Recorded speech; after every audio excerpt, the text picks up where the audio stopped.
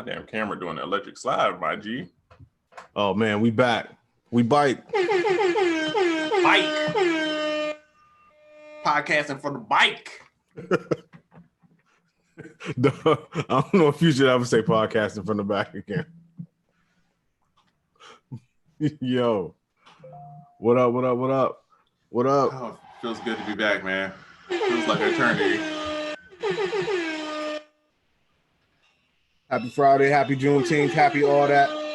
You know what I'm saying? We back, getting to the theme.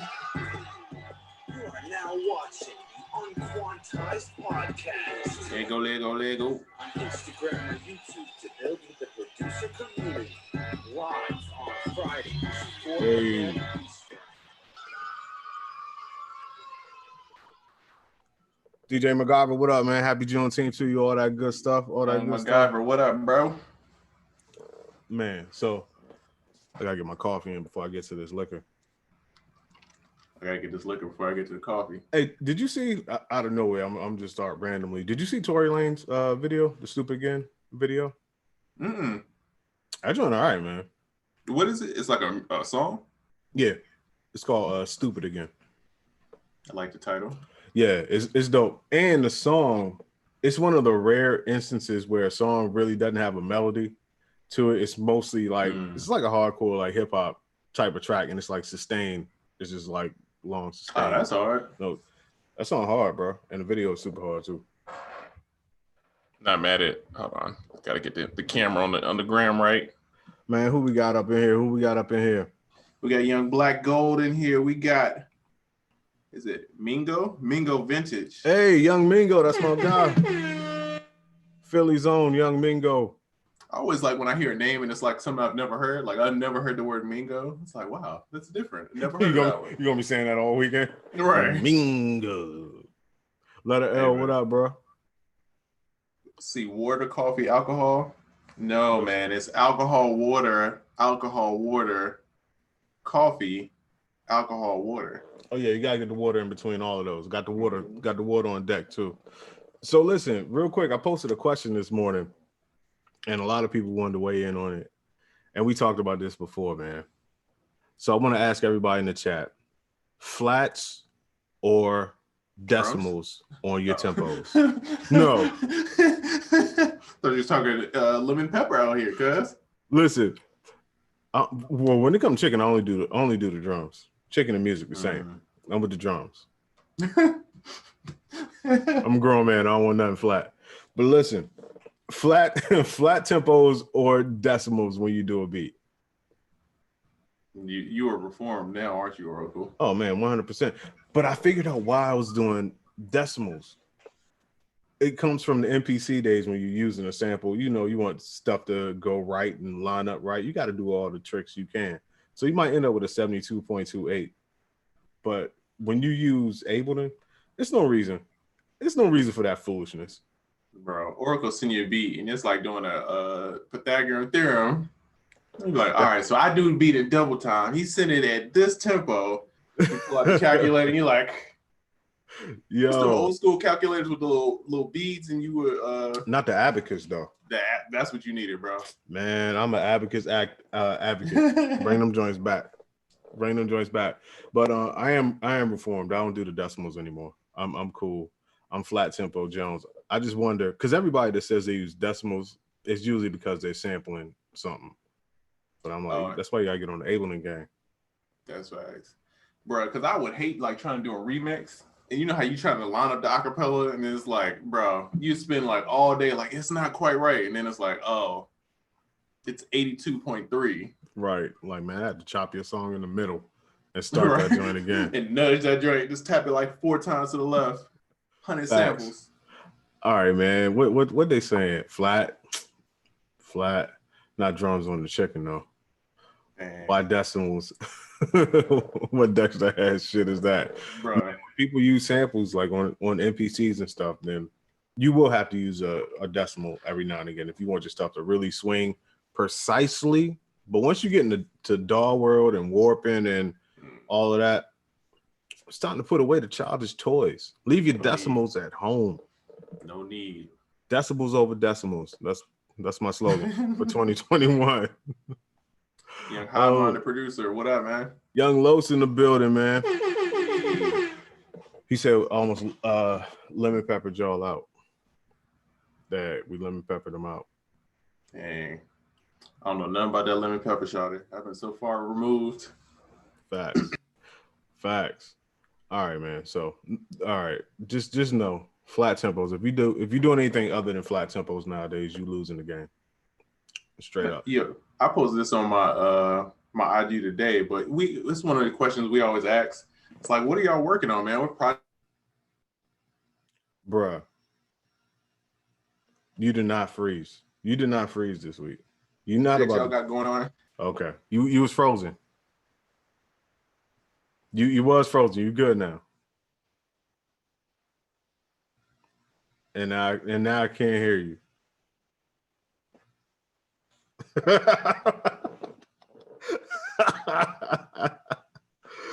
All right, man. I can't hear you. So look, while Trezor get it together, man, I'm gonna keep it going. So everybody say flats. All that. Hey, caption what Trezor's saying. All right, am I back? Oh, you back? Oh, okay. Oh man, I was about to have a caption what Trezor's saying conversation. Bro, I pay too much for internet to have these issues, bro. I have the highest internet that money can buy. I have the top tier AT&T fiber joint. Why is this happening? Hey man, they either don't know, don't show, or don't care what's going on in the hood. That's all I'm saying. So anyway, you were saying you was talking about you was asking people what they're working on. Yeah. That's when you went out. Right there. As soon as you started saying that. Yeah, so what project you guys working on? Because in the comments, it was some interesting stuff, man. A lot of people working on some dope stuff. So, man, drop it in there. Maybe we could support maybe somebody else collab with, That's a fact. This is the A&T. I was about to say, like A&T, like North Carolina. AT&T is about to have me like going crazy, dog. Hey, listen, man. It was so funny because last week, so, Mrs. And her mom and everybody was in the balcony. So like right outside of this door right here is like the balcony above. Mm-hmm. They were out there eating lunch and stuff. My daughter's up there. And my power went out after we got the podcast. I'm like, fuck. And I know they was up there like, yo, what is wrong with him? Bro, I'm screaming at the top of my lungs, dog. Like, they're looking at the missus like, if you need to leave out of here with us, get away from him. Yeah. Yeah. So, you got to understand when it's a producer around, you're going to hear that. You're going to hear that every now and again. Oh, bro. I got a meme that's going to drop. I think I got a schedule for Monday about when your sessions crash. Bro, I was rolling making it, dog. When you be making something, you be laughing. That's how you know it's good. It was one of them. Young Skit Meister. I see you. I see you, Slim. No skits, no TikTok. I'll leave that to Jay Black. Yeah, Jay Black is killing TikTok right now. Man. So, real quick, I was thinking about like slept on plugins this week. Oh, no. You know what's a super slept on plugin that nobody has talked about in a long time? Guitar Rig. Oh, I thought you was gonna say T-Rex. Back Thursday. Facts. Nah, Guitar Rig, bro. That joint is a beast on a lot of stuff. That's the thing. It's not just for guitars. It's not just like distortion. Like just as a multi-effects unit, Guitar Rig is the shit, bro. Dang, am I glitchy right now? Nah, I thought you was cool. Yeah, I look cool on my joint. Everybody say I'm a little glitchy. Nah. Hey, as long as y'all can hear, it's a podcast, man. Facts. H2O Ab said Guitar Rig is bomb. Yeah, that's a fact, bro. Who makes Guitar Rig? Native. I saw what you walked into. I saw you walk me into that. Anyway, oh man, we might circle back around to that. But anyway, the thing about Guitar Rig, like I put it on some I was putting it on some drums the other day, and I was like, why did I stop using this joint? Oh yeah, Put on a little 808. Yep. Oh man. Dog, that joint is crazy. It's super slept on. It's up there with Diva, which is not a effects unit, but Diva is like the most slept on synth ever in the game. Bro, I've never stopped using Guitar Rig. Is there anything other like alternatives? Like what's for Guitar Rig? Alternative? Yeah. It's a free one that's kind of dope. It only got a few presets, but it's dope. I think it's called Guitar Gadget or something like that. Oh, I gotta check that out then. That joint is pretty dope. I want to say it's made by Computer Music, and it was free, but it has a few effects on there. I used them for the first time on XO, and they was dope. I never stopped using that joint. Only that, and then what's the other joint? Oh, Chris Lord Algae. I never really rocked with his stuff. I mean, it wasn't bad, but the thing is, it was with Waves stuff. It's so much going on. Yeah. Bro, that's the problem. Waves needs like some kind of thing that helps you guide to what plugins. Because I got so many plugins, bro. 90% of them I never use because I have no idea what they do, and I keep forgetting that they're there. Yep, that's a fact. I'm about to be off the bundle. Okay, so what? He says, I remember when Trizza didn't know who Roger Lynn was. Wait a minute. Oh, shit. Do you ever recall that? Because that sounds like a made-up story. No, I'm going to go ahead and say that's fake news. That's fake news, bro. I'm going to say that was a misunderstanding right there, bro. Big Los, you is Colin Kaepernick, bro. Yeah, I'm going to go ahead and say nah. That's a mystery to me, bro. I don't call that happening, son. As many times I don't use them damn Lynn drums, I know who that is, bro. That's a fact. Come on, dog. Don't disrespect me like that. Damn. I can pull up some remembers. No. Oh, never forget. He needs some milk. But yeah, okay. Oh, also speaking of slept on plugins, Waves Factory has a plugin called Cassette. Super dope. I don't know if anybody checked it out. It's really dope. You said it's in a Waves joint? Nope. The company is Waves Factory. Oh, Waves Factory. Yeah, that plugin is pretty dope. Is it the one with the good like UI UX? Yep. Oh, okay. Yep. That joint is crazy. I was comparing that to actual Cassette. As you can tell, I had a little bit of downtime. So I was comparing that joint. It was between that, Sketch Cassette, and a real cassette deck. The real cassette deck, of course, crushed the whole time. But in second place, I wasn't mad at the Wave Factory cassette plugin. That joint was kind of fire. I'm gonna be using that this weekend, as a matter of fact. Yeah, I need to get some more effects plugins, bro. That's all I really care about now, because it's like, I mean, to be honest, once you get like Omnisphere and the main like go-tos, it's like it ain't really too much more that you can get besides like contact stuff. You know what I mean? And I feel like those are my go-tos: Omnisphere, contact stuff, and that's really everything else is effects plugins. That's all I care about. Like, all right, how I'm gonna manipulate the sound that's already out, and how can I flip it? You know? Facts. Yeah, I'm with all the cool ass effects plugins this weekend. Sketch Cassette. Have you seen that? Bro, I'm behind, bro. Well, it's interesting. It's a cassette plugin, but it's like it's animated. It's like drawn, like yeah, I have seen that. Yeah, I've seen that. It's kind of fire, but in performance compared to the real cassette and the Waves Factory cassette, I was the least impressed with it, but it's the most fun to look at. I mean, it's still pretty dope, but you know, I just thought it was interesting. Right. Man. Good, yeah, good for them, man. Good for them. Is it all right, how are they compared to like RC Color? Different. These are more like accurately just imitating cassette, whereas RC Color is doing a bit more. So you can't even compare it to like the RC Color cassette preset or the RC Color noise portion of it. It's just a totally different sound, and especially like you adjusting tape speeds and the different types of tape, like, you know, type 1, type 2, and metal. It's a whole different thing. But I know if you get you a good type 2 with some nice settings on it, that's the fire right there.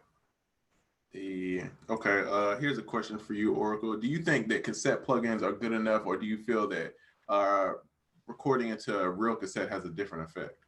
Recording into a real cassette definitely has a different effect. Oh, but look who you asking. I mean, you know, I'm all about tape, and it's a world of difference though. I'm not even gonna sit here and be like it's close. But cassette plugins are still good. And if you're trying to just put a cassette flavor on something and you're not really trying to super go there or not trying to do too much with it, a plugin is fine. But if you really want to go there, like when I was making cassette drums and all that type of stuff, you're gonna want a real cassette.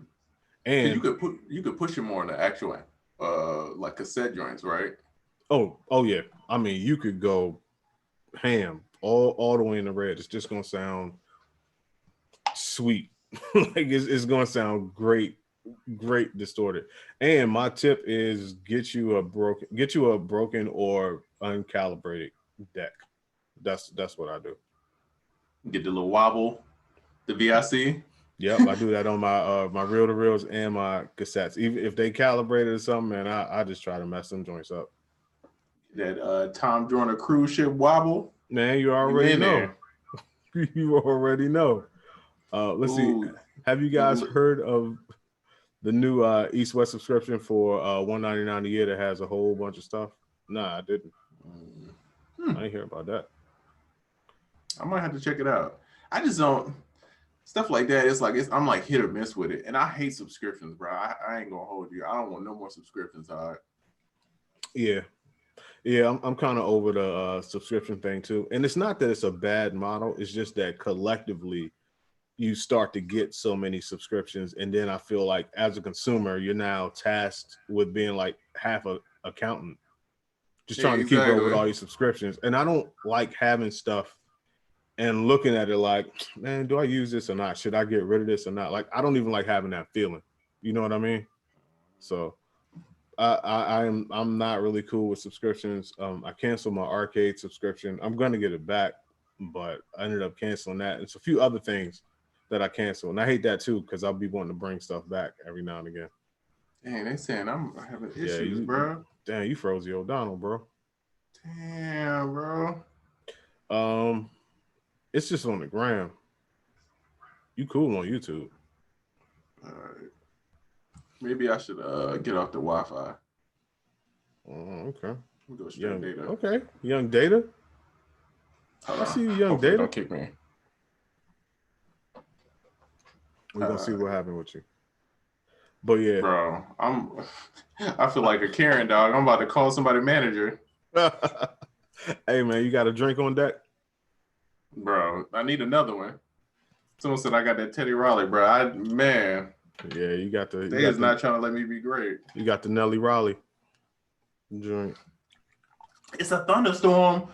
If anybody from St. Louis know it's a thunderstorm. Hey, you know when there's birds on your roof and on the phone wires, man. you know that internet ain't gonna be hitting for nothing.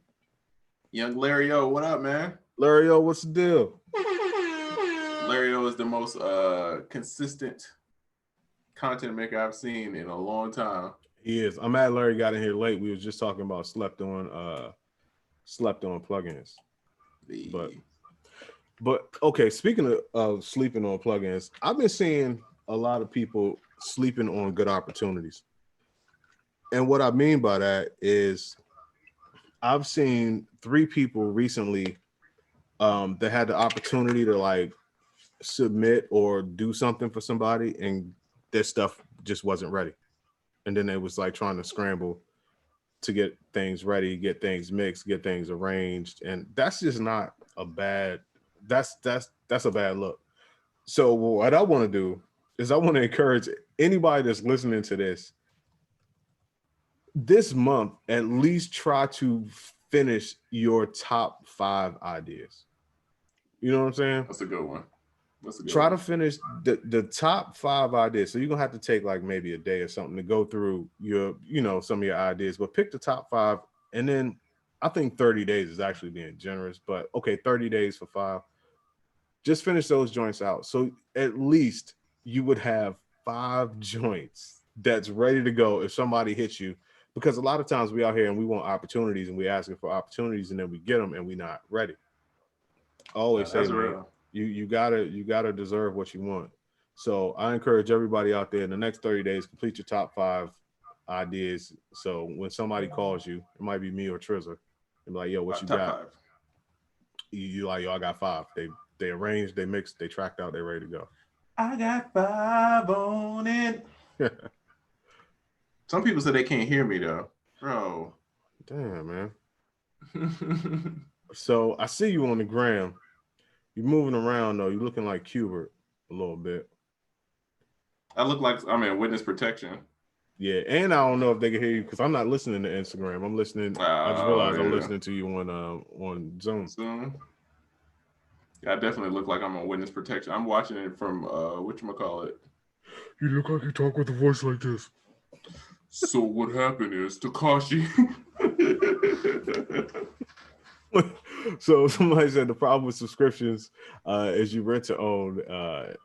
Okay, yeah, they have to stop people from purchasing and owning plugins. You're now just a renter, so you're wasting your money. Yeah, I mean, you're not really wasting your money, but you're not owning at the same time. So you're right. I mean, you can still be getting a return on your investment, even as a renter of plugins. But I'd just rather give me a price and let me own it straight up. It's Instagram, bro. No love. You want me to take you up off of that joint? I don't know, bro. I'm about to fight AT&T, bro, on site. Like, it's gonna be like Kevin Hart when what was it, 40 version? It's like y'all rep the same smart tech.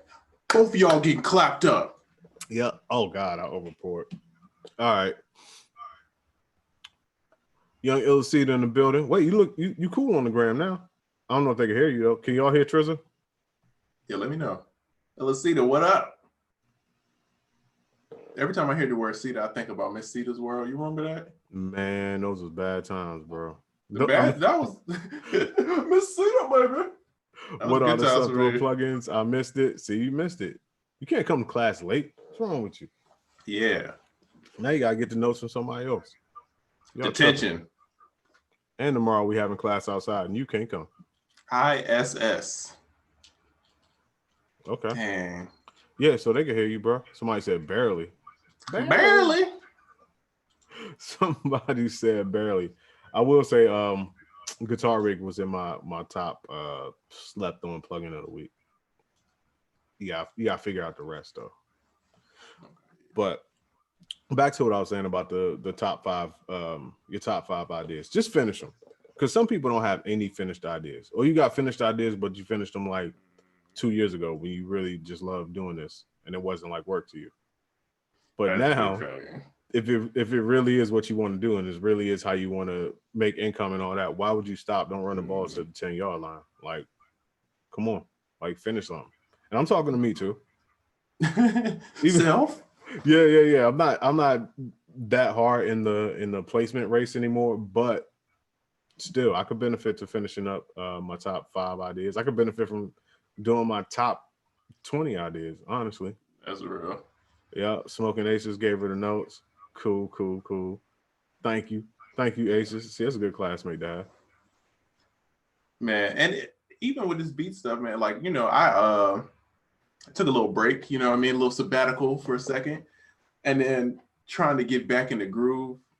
It took me about 2 weeks of like getting to where I feel confident of just like every day, like super on it. I'm making like 5 ideas, finishing everything. And man, now I feel like I'm in the zone, bro. Like I've got a couple joints where it's like, all right, this is looking very promising. With placements, you kind of just gotta put them out in the world and just hope for the best.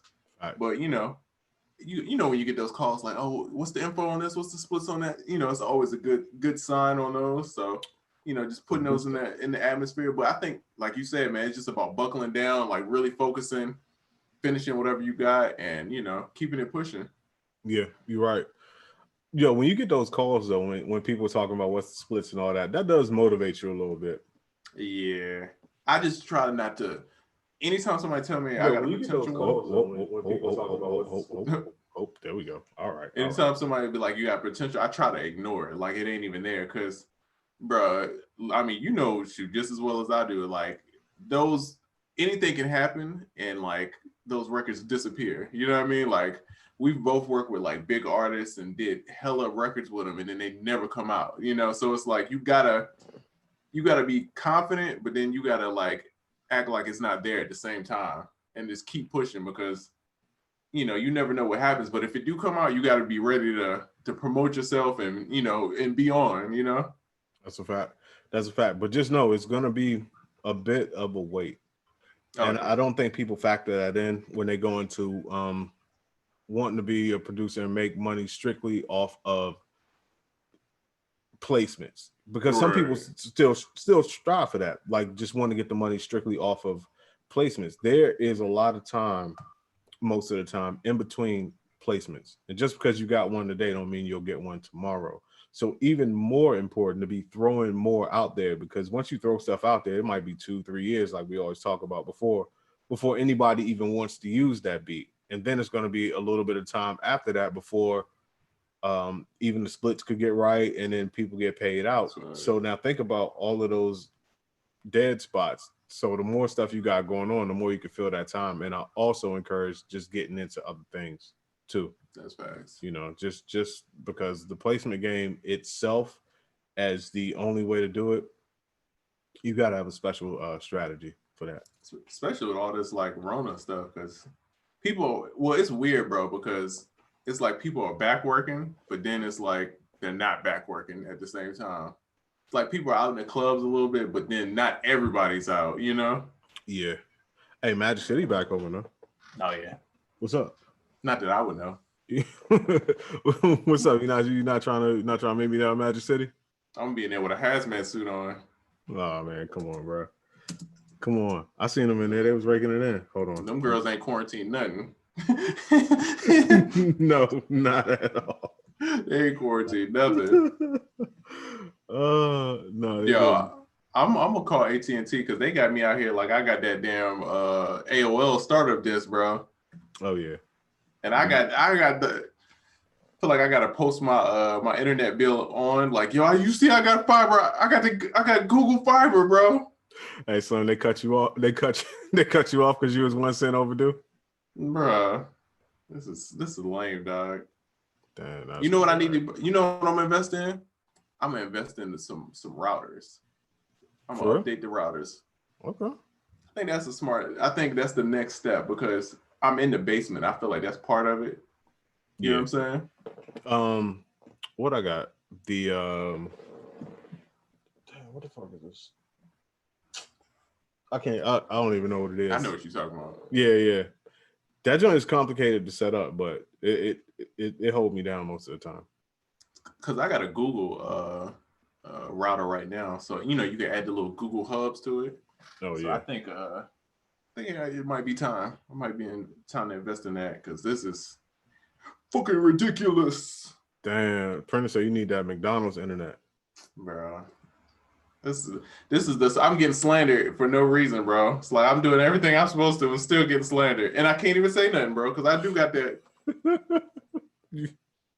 you got that Carl's Jr. I got that Nokia Snake internet, bro. that was the game. That was definitely a game. So wait, I got a question for people out there too. I don't know how long y'all been doing music, but did y'all get support like from your family, not from your friends, but like from your family when you started doing music? And I guess I'll ask you. Oh man. Like what was that? What was that like? Because once your family realized, like, nah, you really want to do this for real, was it like a super supportive thing or?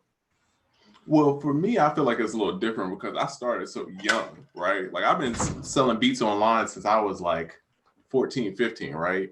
Mm-hmm. And at the beginning, man, my family was like thinking it was like I don't want to say they thought it was stupid. They just thought this isn't a real job. You know what I'm saying? Because at that time, only producers was like Pharrell, Timbaland, and all of that stuff. And then I started selling a lot of beats on SoundClick though. Like I was making I was making like grown man money at like 15 selling beats online. And then I think that's when people was like, oh, okay, all right, he's on to something. It's something going on. And then they were a little bit more open to it. And then when I got the placements, then that's when they like, everybody's, hey, my guy. But at the beginning, it was kind of like, bro, get a real job. Go be an accountant, do something, you know, because this ain't going to pay the bills. Yeah. Yeah. Smoker says not really until recently. Kinda. We got a kinda in here. I would say yes because my whole family is into music. All right, Illicita's an alien. Okay, cool. So she was good. Yeah. For me, it was like, nah. Like, yeah, you need to go get a job. Certain people was like, you need to go get a job. Specifically at Kinko's in Southwest DC. There's a lot of years talking about me going to get a job at Kinko's in Southwest DC. That's crazy. Yeah, and I was making no money. And no it's money wild, at all. Bro, because like I remember growing up and like wanting to be a gamer, and it was like people was like, that's not a real job. Like you can never do that. And now, bro, I know people who play games for a living and make more money than my friends who went to 4 years of school. So it's like, yo, you know, you never can count anything out, especially in the art field. I feel like, you know, everything's gonna get its time. And now where production is such a big industry, it's like, bro, it's people making great livings off of doing this, you know. So yeah. I just feel like the older generation got to understand, like, it's a change coming, you know, what has been happening. You just got to be able to see it. Plus, my people didn't know, like, people that was even into music production like that. That shit just sounded foreign. Like, yeah, you mean like Quincy Jones? Or you know, something like that. And they just didn't see it. But I was just like, yo, I'm good at this, though. I don't know if y'all know, I'm kind of good. And so nobody disputed that. Like, nobody's saying I wasn't good, but they didn't know what good or bad was with that. But I was like, nah, I think I got this. And then eventually, a million years later, they're like, oh, that's right. I was like, hey, either I used to think back then, like 10 or 20 years down the line, either they're gonna be like, he was a genius, or like told that boy he was dumb as hell. Told that boy to go work at Kinko's. Yeah, it's a fact. So yeah, and I'm pretty sure that Kinko's has closed down. I think for me too, that part of that chip on my shoulder of people not necessarily believing made me go super like crazy about it. Like, because you know, I'm from Virginia. I moved all the way to Atlanta. I moved to Atlanta with no family out here. Like I literally came by myself. So I felt like I had something to prove. Like I have to make it. I don't have another option. It's either figure it out here or go back to Virginia. And I didn't want to go back to Virginia. You know, nothing wrong with Virginia, but I'm from the small town. Like I just didn't want to go back to that lifestyle. So I'm like, all right, cool. Whatever it takes. If I got to go to 20 networking events, I'm pulling up. If I got to stay at the studio all day, I'm pulling up. So I did that for years, you know, until it really started making sense, you know, to where it's like everybody's like, all right, cool. You doing your thing. Yeah, like, oh no, you wanted something. And that's cool. Yeah, I think but you know, once I started seeing success, I stopped even checking in.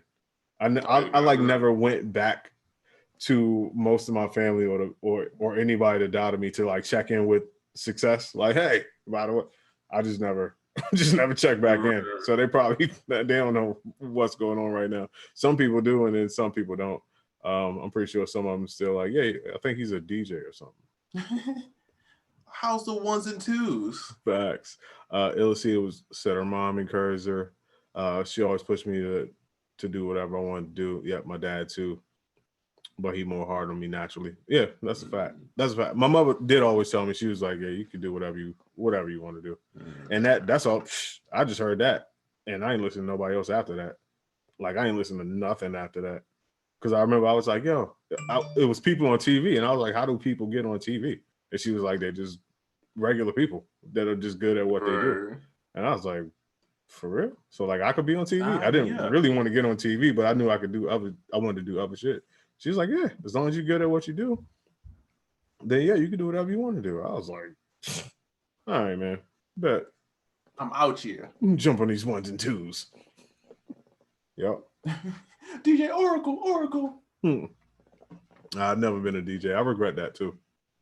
Bruh, is if anything that I've learned in my life that's been super beneficial for me, well, I'll say it's two things. One is marketing. It's been my number one thing that I feel like I'm so glad that I took time and like really learned. Mm-hmm. And then two is DJing, because every time as a producer I was broke, I would just go DJ. And then I was like, I ended up being cool. You know what I mean? I always had something to fall back on if the placements wasn't coming in or the check would take too long. Like, oh, I'm out here DJing in the club. I'm making good money. I'm meet. And then the dope thing is that kind of helped me get more placements, because when I moved to Atlanta, like the first shows I was doing, I did a show for like Rick Ross, like 2-3 weeks into being in Atlanta. I'm doing shows with Rick Ross. I'm doing shows with Swiss Beats. That's how I met Polo originally. That's how I met B Cox. Is just DJing, bro. Just being out DJing. And then I'd be like, yo, I make beats. You know what I mean? Here's a CD. Damn, that's at the time when passing out CDs was the thing. Oh yeah, that's a fact. But yeah, you know, and so for me, it opened up so many doors. And then for artists, the one person they really want to be cool with is the DJ, because they trying to get their records played. So it's like I always would get that respect of like artists would come up to me, talk to me, give me their contact because they wanted their record played. So I'd be like, all right, cool. Here's a couple beats, you know. And so for me, I don't think every producer has to be a DJ, but if you're looking for an in between thing that you could do on like weekends and stuff, and it kind of help with your career, to me, that was one of the greatest things that I ever like, you know, learned and just invest in. It definitely helps. If nothing else, being a DJ helps you with the psychology of the listener. Oh, that's super facts. It's like a real-time test. You could put on certain stuff and then see how people react, and you could just change their mood, and you can see like people go crazy over this, people go crazy over that. And so much dope shit has been produced because somebody was DJing and they just, you know, they saw that, or they knew all about that. So I don't know, man. It helps you with, dog, I can tell you what a BPM is. You play a song, like, oh, that's about 144. You know what I mean? Yeah. It's a hot 93 right there. And I'll be within one or two. I can tell you what drum patterns work, you know, because you watch people dance to them. It's like, oh, okay, cool. This works, you know? Yep. How many people actually analyze like the top 40 charts or the top 100 charts? I kind of do that a lot. And I just wonder if people really do that. Are you one of those people like, I don't know if I feel like I might have brought the story up, but the first time I really met Tim is, it was at a BET joint, right? I was in LA. I never forget, I had left Sean Kingston's house, bro. It was like a party that day. I was with Keith. And the BET Awards was happening that same day. And I was at a club, and Timbaland was in the club with headphones on.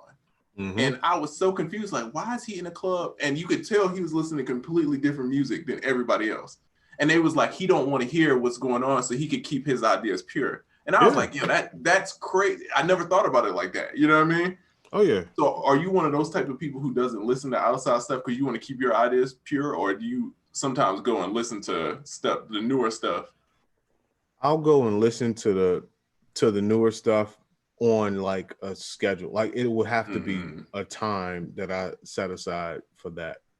Just because I've always liked to just listen to different things, and a lot of times the new stuff it's not the mood I want to go for.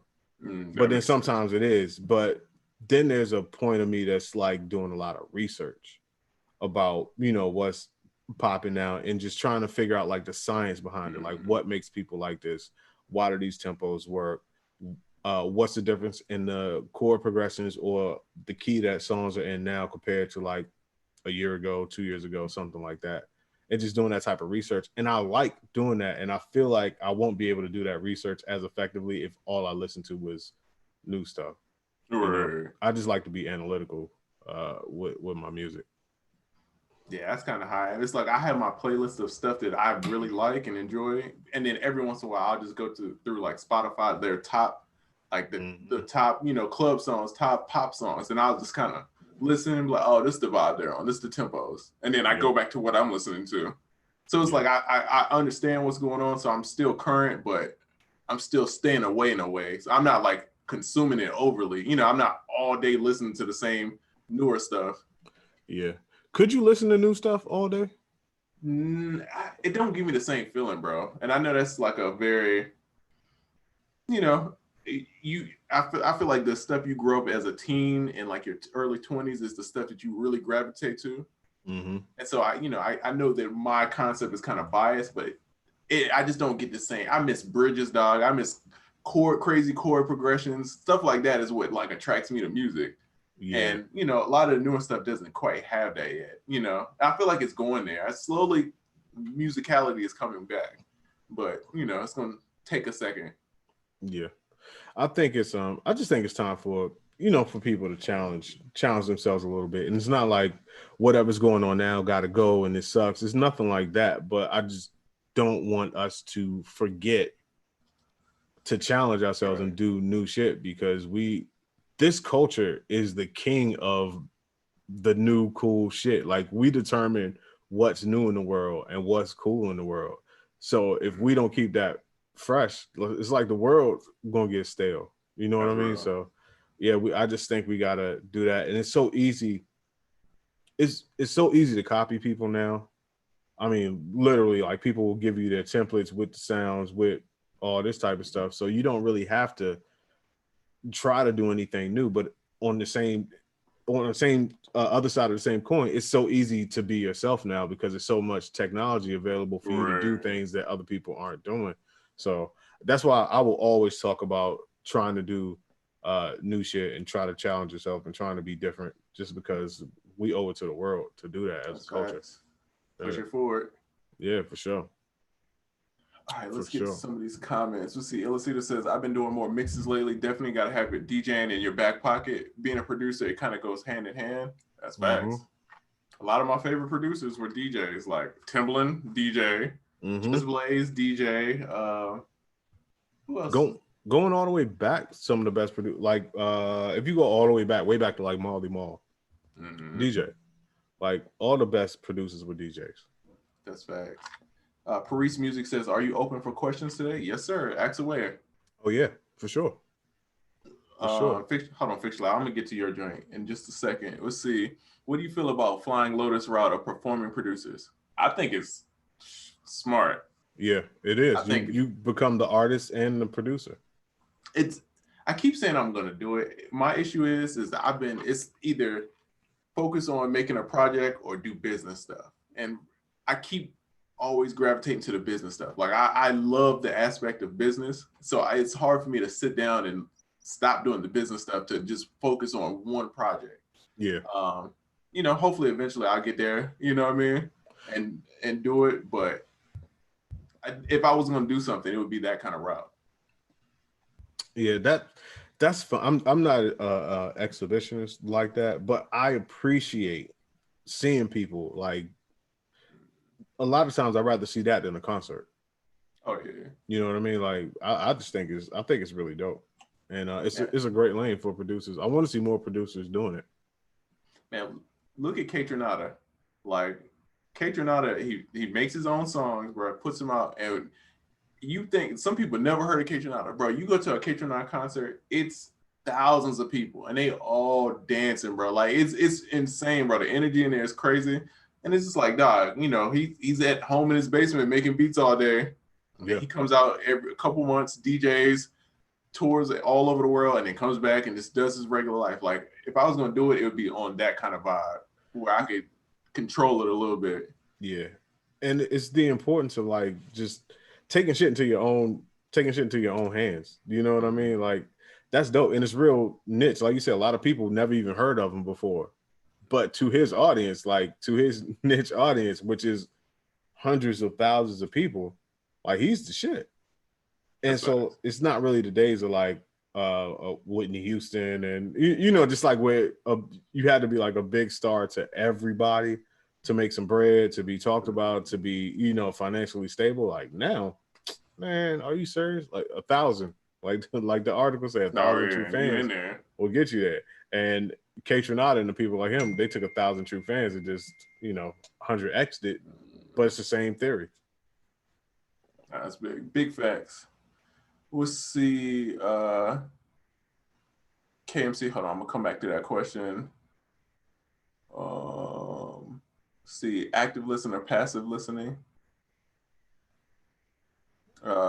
Realistic says I study the charts pretty hardcore. Yeah.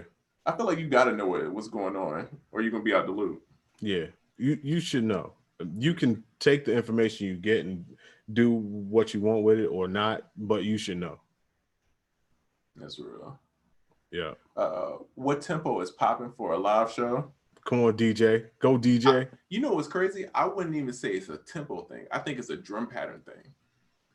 Because, like, okay, if you think about Kendrick Lamar, right? A lot of his beats are in that same trap tempo. It's just the programming of the drums, right? It's how you program makes it more, if it's more like upbeat, like trap type, or is it more like festival, like where people doing this kind of, you know what I mean? Like, I feel like that's what people got to focus on. It's the rhythm that you're programming rather than the tempo, because most songs are all in the same tempos. You know what I mean? It's 70 to 75, that 80-ish range. R&B a lot of times is in that 90-ish range, but it's more about how do you want somebody to dance to whatever you're making. And that's funny. A few years ago was the 65. Remember the 65s? It was real 65, 67. Okay, so what producer got the best drum patterns right now, in your opinion? I think it goes back to what your goal is of what you want somebody to dance. Like if it's on some like hood stuff, like Mike Will, to me, I love his like, I'm in the car riding around, like just thumping music. Like his drum patterns is crazy. But if it's more on some dance stuff, then I'm trying to think who would be. Like if you think about Lil Jon, like even all his songs that keep getting sampled. Like I saw that girl Sweetie, she just dropped another record that was a Lil Jon beat. I'm like, yo, her whole sound is I'm gonna sample Lil Jon's up-tempo records and make songs over them. He was the king of keep it simple and make a hit. But it's to me, it's his drum programming is like, I want to make people dance. You know, if you think about like Soundwave and a lot of the Kendrick stuff, it's more about the emotion and like the bop. You know what I'm saying? Yeah, so it's definitely a bop to it.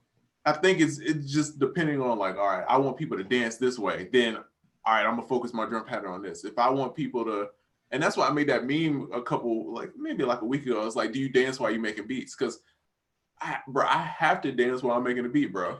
I think every producer has to. Matter of fact, if you dance while you're making a beat, spam the hearts in the chat. But I think just about every producer dance when they making a beat. And I think you know how dope you think the beat is by how much you dancing. Because to me, you could tell if your 808 pattern's dope or if it's too complicated. Because if you can't dance to it to your own self, then it's like, all right, I might be overdoing it, or it's too much going on. So you know what to kind of take away or add, you know? So to me, it's like important, man, just to think about where it's going. Like I said with DJing, my uncle told me, and the thing I'll never forget is you DJ for the women and never the guys. Because the guys are going to be happy regardless. But if the women are dancing, then it's going to be a good night for everybody.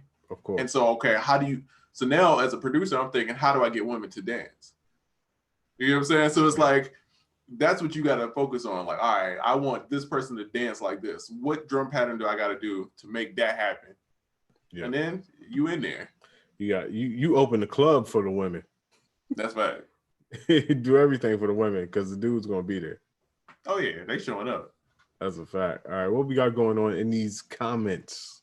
Let's see. Mr. Sandman Griffin said, "What up, family? I keep zoning out because insomnia finally caught up with me. Shaking my head, man. Get some rest, bro. Take care of yourself." Yeah, for sure. We'll be on the replay. Let's see. Fictionalized says, "I mostly only listen to old music or watch lots of movies. My brain likes to compose without being too filled with modern music simering my attic." Sorry, my mind. I mean, that's real. I feel like I should do like this. Hey. Young Simba Goddess says, Sensei Oracle Young Trizza. What up, bro? What up? Shout out, he put out a little project with I heard it a while ago. He sent it to me a while ago. Bro. Simba's one of the people. It was like, all right, he get it, bro. Yeah, he always did. Let's see. I feel like you guys answered before. When you don't feel motivated to make music, do you step away? And what are some ways do you stay inspired when you're outside the studio? I'm gonna give the same two answers I always give. Number one is definitely step away and take some time out. Go to sleep. Honestly, going to sleep just helps me out a lot. But the main thing I always say is collaborate. When you're feeling uninspired, that's when it really, really counts to have somebody to collaborate with. Because I always say, even if you're going through beat block and that person's going through beat block, you won't ever go through beat block together. It just kind of doesn't happen. So collaboration is like the best way to stay inspired. Or if you find yourself in a rut, that's the quickest way to get out. And and not the shameless plug, but that's another reason why I like sound packs are so important, because it's kind of like collaborating, but it's without being in the room. But it's like sometimes I hear something and I'd be like, oh, I never would have thought about playing it like that. Yeah. So then it sends me on a whole like, oh, okay, I can make this idea out of it and do this kind of. So that's it's the same thing with collabing with somebody, but sample packs do it kind of on the instant, and that's why they're important.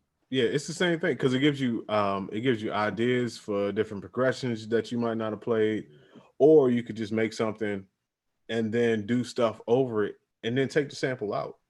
Exactly. Now you at least now have a foundation for something that you wouldn't have normally come up with yourself. A lot of people think that just sample packs is just like having a loop and putting some drums over it, but you could do a lot with sample packs if you just kind of open your mind and just try different things. But one of the best things to do is either chop it up, arrange it, start doing stuff over it and take it out, or just do stuff over top of it and take it out. And you'll be surprised at the foundation that you have that you played, but it was just sparked by an idea that wasn't yours. And that's a good way to keep evolving your sound. That's big facts. Okay, so this question is, so I was wondering, how and where is it possible to upload remixes of mainstream artists without getting strikes? I notice a lot of people upload on YouTube, but is it okay and risk? So I'm gonna keep it all the way 100. As someone who's got lots of copyright strikes, bruh, 9 times out of 10 it's best to stay away. Especially if it's a Rihanna song or Drake song, any artist is big like that, you're getting strikes. The only place that you could do that for real is on your like Instagram feed or your Facebook feed. Oh, you can't do that now. Bro, it's memes, bro, where I got the songs taken out for memes. Yeah, and like Twitch is coming down crazy for like DJs, so it's like you playing certain songs. So who's not coming down crazy right now? I mean, your best bet is artists that aren't really as big. Like if you're trying to do a Rihanna remix, it's not going down, bro. Oh, no. But if you do like a newer song that's like kind of up and coming, you probably could get away with it. But you still run that risk of catching that copyright strike. So that's it's understandable because it is somebody else's work. You get what I'm saying? And people be trying to sell and finesse. Yeah. So I get why it is, but it's one of the things. It's somebody who used to do a bunch of remixes, and I stopped doing it just because it's too much hassle right now. So I wish I had a better answer for you. And it's ways, man, I don't know if Ponzu's in here, but he probably knows some better suggestions about how you could put out stuff, but it's tricky, so be careful, man. Yeah. Might want to find just a new way of doing it. Yeah. Or if you got like an artist like do a cover, have that artist re-sing the song and then you put it out like that you could get away with that probably easier, but actually using acapellas and stems, man, they is going a little crazy. Damn. That sucks. And funny enough, when I was talking about that Tory Lanez song earlier, I was thinking about that beat and I was like, man, if this was like the classic mixtape era, that would be a beat that a ton of artists would have got on and started rapping to. But I'm like, that shit is even dead. Because you remember mixtapes were just all other people's stuff. That was the greatest mixtape era to me. The only thing wrong with the era that came after that was people started doing original music, which was good, but people stopped saying that they put out an album and they started saying mixtape. It's just a mixtape. And I'm like, what's the difference? You gave me 12 original songs. Yeah, that was a whole vibe. That was the black eye on the mixtape game for me. I wasn't mad about the original music, but I was just like, all right, so now because you got somebody that's put out 7 full-length projects, but still claiming to have never put out an album. So they'll tell you they did X amount of numbers without ever putting out an album, when essentially you kind of put out 7 albums already, but you just never said it. So people started playing that game, and that kind of soured the mixtape game to me. Yeah, the copyright strike, and it sucks because either you just gotta like not name it the same, which you're gonna get less views. Yeah. And you just gotta rely on your audience, or because if you name it, like say you like Ponzu said, I remixed the Kanye Lil Pump song and got 100,000 plays and it got strike. If you put Kanye and Lil Pump in there, they're gonna strike it. They're gonna find it, bro. They're gonna just, I don't know how the algorithm works, but it's tricky, bro. That's why I had to change my YouTube channel. I had 2 strikes on my other one. He's about to be out of there. Yeah, so I'm just like, I had to just start and make another one. Damn, cold world. Cold world, no blanket. No blanket. Let's see. Okay. KMC Phil says, how do I get my music out there to artists? Well, you're kind of on it right now. Honestly, you should probably ask this on the next segment because they're about to kick us off. Right? Okay. Yeah, they're about to kick us off right now. So listen, if you come back immediately, ask that question again because I feel like it's gonna take a little bit of time to answer that, and I don't want to, cut you short and try to squeeze you down in the 60 seconds of answer. So I'm gonna end this one, and then we're gonna come right back. And if we didn't get to your question, make sure you ask it again. Yes, indeed. Yes, sir.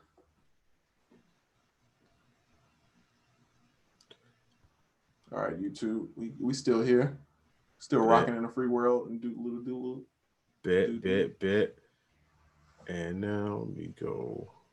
I think it was acting better in my internet towards the end, right? Oh yeah, it was good. I think what it is I gotta, until I get this other router or something, I'm gonna have to stop streaming on, because I'm streaming on my computer also and pulling. I'm streaming YouTube and I'm streaming Instagram again so I can watch it. Oh yeah, you know what I'm saying? My niggas doing the double pull. Yeah, so I'm gonna chill out. All right, I'm about to go live in 3, 2, 1.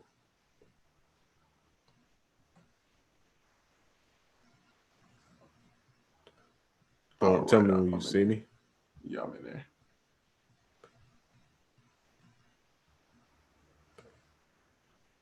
there. Bet. Y'all using multi-stream app? Not yet. So we getting that situated.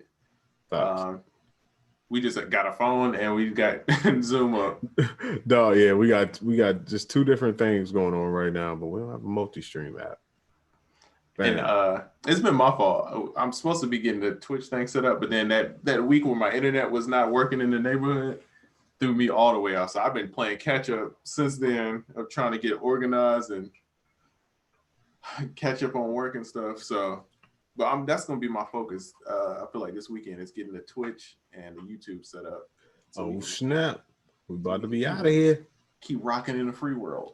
We about to be out of here. Yeah, IDK, what up, bro? IDK, hope all is well. What's happening? Yeah, pull back up to the A, shawty. That's a fact. We had a question prior. What was the question? You remember? How do I get my music out there to artists? Oh, okay. Man, honestly, you're on it. It's and correct me if I'm wrong. So here's how I feel about it. And this is what I did, as you know, because you were instrumental in this happening. But for me and to me, the answer is whatever you think that you're good at, just keep putting it out there consistently. And then you will draw that specific crowd to you. And you just keep feeding that crowd until you draw, 1,000 true fans. Now, in my mind, it's that easy because that's how I did it.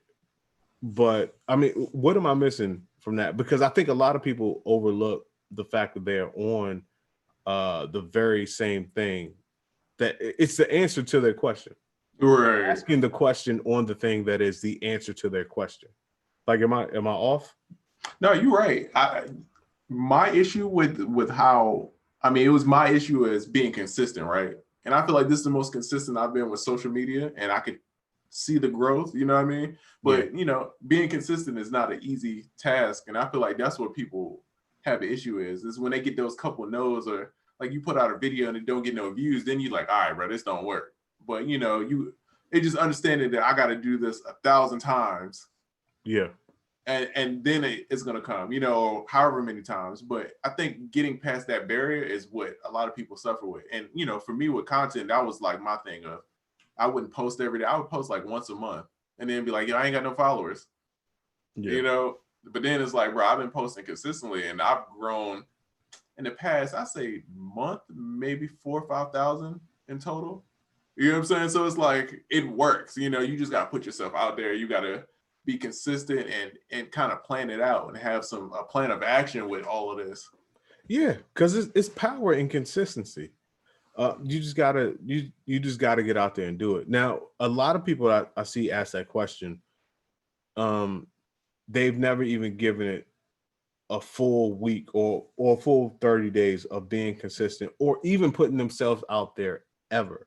Mm-hmm. And that's where I think that a lot of us suffer, is because we want to put music out for other people to enjoy, but we don't put our music out for other people to even know that we make music to put out for people to enjoy. You know what I mean? So saying all that to say is that if you make music now, and for whatever reason you're reluctant to put it out there for people to listen to, what makes you think that you can have a career where you put out music for other people to listen to if you're reluctant to have people listen to it? You know what I'm saying? Like, mm-hmm. So you kind of got to break the cycle, and you got to start putting yourself out there regardless of how you feel about it or what your aversions to it are. Like, you got to put that shit out there, because it's only going to get tougher, and you're going to put it out there to more and more people the bigger that you get. So while you have a small audience, assuming you have a smaller audience now, start putting your shit out there and see if you could even deal with the rejection, because people are going to say crazy shit to you, mm-hmm. regardless of who you are. Like, you could be super dope and people are going to say super crazy shit to you. It's part of the game. Yeah, so if you have a thin skin to the point where it makes you scared to put stuff out there for people to see, then maybe this might not be for you. That's right. But you'll never know. So the worst thing that can happen is that someone comes along and says, hey, I want to put you on, or I want you to endorse something or whatever, because now you got to put yourself out there constantly. And you know what I'm saying? If you never did a push-up before and somebody asks you to do 20 push-ups, you're going to have a hard time. But if you do push-ups every day, that 20 ain't nothing. So if you saying all that to say, if you can't post and you can't put yourself out there consistently, then either you got to get over that, or you really have to do some self-analysis and maybe change your position in this to be more of a behind-the-scenes type of person and not really out there. Because if you want to be king of the world or queen of the world, but you're afraid to even tell the world you exist, then you campaigning for the wrong position. That's big facts. And piggying back off of that topic, so he says, Parish Music says, it's hard though, post daily or so. Imagine making beats, videos, upload on all platforms, hashtag research and all that. It sucks. I agree. It sucks. Yes, it does. I agree, but it sucks. The thing is that you got to figure out, right, is a system to it, right? And that was what my issue was. I could never figure out a system that allowed me to do all of those at once, right? Mm-hmm. And then what it is I just kind of changed my priorities. So like every day on Monday, I plan for the rest of my week. So I plan from at least Monday to Monday, right? And so then it's like, all right, cool. I got 7 days covered. So I got 7 days to find more content, 7 days to shoot more stuff, to post in between. So it's not such a stress of trying to do it every day. And I can move around. Like today I moved some posts around. I saw another post that I thought would be better for today. So I moved some stuff around and changed it. All that's cool. But that takes 2 minutes, after you got the system kind of down. But it's really making a system for it and figuring. And then the key thing is, if you can't do it, you got to find somebody else that can help you. Yeah, exactly. That's the thing too. Yeah, find the people that can help. And also, you touched on a very good point. I don't want it to get lost. Creating a buffer of time. That's what you need, because a lot of us, and I used to do this for years. When I posted stuff, that's when I did it. That's when I finished editing it. And then that's when I posted it. And I should have realized I should have had a week at least of stuff already ahead of that. So I'm not waking up every day like, all right, how am I going to show people what I could do today? You know what I mean? Right, and, exactly. Yeah, some cool stuff. And I guess we give some gems on this. It's apps like Buffer that you can use later. I like to use Later. That's my personal favorite. Yeah. It's a lot of different apps out there.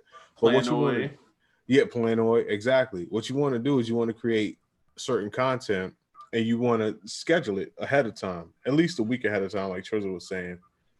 And so it goes out on a different day. And what this does is it helps you twofold. Number one, you're not waking up every day thinking like, damn, I'm not really killing it in the social media world. I'm not really doing anything. Let me figure out what I could do today.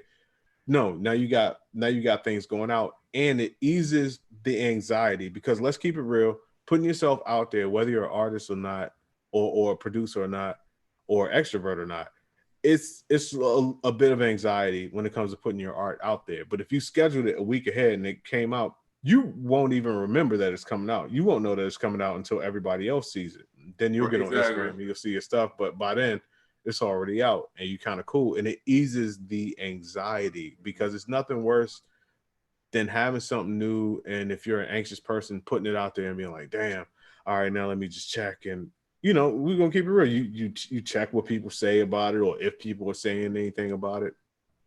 You won't have to do any of that. Your stuff will already be scheduled, and then you'll pretty much know about it when everybody else know about it, and go on about your day. I love like I wake up in the morning and I open my phone, it's like 200 comments. So I'm like, oh snap! All right, I'm lit. You know what I mean? It's like, oh, I didn't even think that post was gonna go off like that. Yeah. It's different ways to do it, man. I mean, it's planning apps. You can have a team. It's just a whole bunch of ways to do it.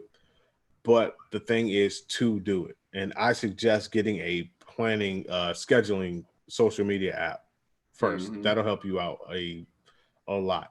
Changed my life. And then two, having certain stuff that like, all right, in the morning I'm gonna post like this, and these are my options for the morning, and then the afternoon I'm gonna post like this. Yeah. And I would have like a couple options of like, these things fit. Like, who was? Oh, it was Russell Brunson. So Russell Brunson, dude that created ClickPhones, right? He talks about doing social media, and he has like 5 things that it's either I'm gonna post about family, I'm gonna post about business, I'm gonna post about like entrepreneurship. Like he has 5 topics, and then if it fits within those 5 topics and it's good content, he posts it. And if it doesn't, he stays away from it. And to me, that helped me kind of narrow down like, oh, okay, I'm gonna post about making beats. I'm gonna talk about running a business. I'm gonna talk about family. Cool. If it fits, and something funny. Those, always, you gotta have something funny in there. Yeah. Always try to put the memes in there. And if it fits within those, then it's like, all right, cool. And that kind of helps me narrow down like, all right, this works. This is on brand, and I can throw this in there. And then it kind of helps me be able to schedule throughout the day of like, all right, I'm gonna put this here and this here. This is more a morning type thing where people waking up and they checking their phone. Oh yeah. This is more an afternoon thing.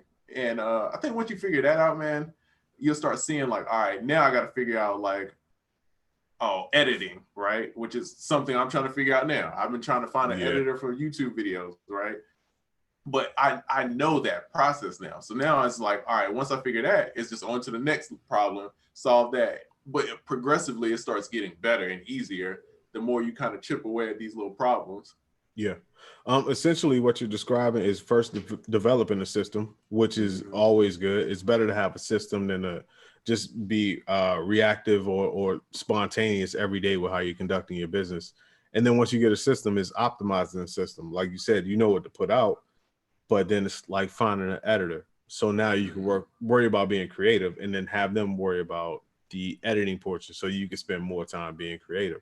And that's really a lot of what all of this is in different segments. It's developing a system for something, and then optimizing the system to run better so that you can do more by doing less, actually.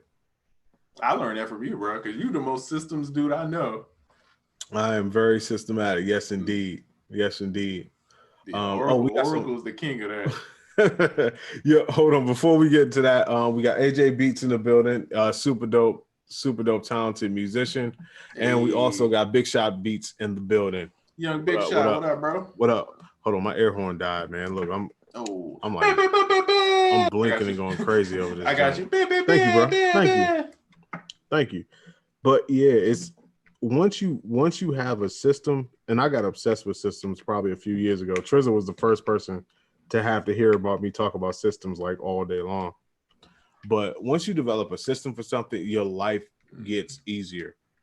Your anxiety goes way down.